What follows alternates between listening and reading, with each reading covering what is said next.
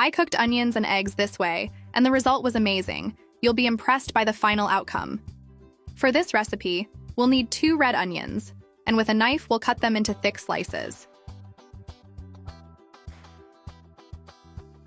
In a frying pan, we need to add a bit of olive oil, and then spread it well using a brush.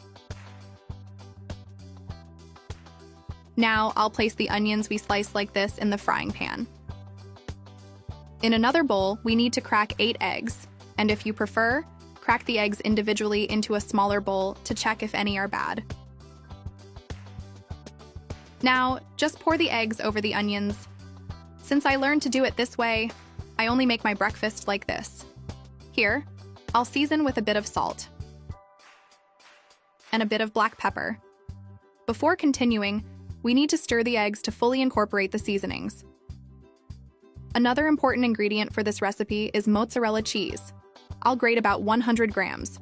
Take a moment to tell me which city you're watching from so I can thank you and send you a shout out. Then we'll spread the grated cheese over the eggs in the frying pan. Spread it well so each slice gets the maximum flavor possible. For this recipe, I like to add some toast, just like I'm doing, to bring an incredible texture.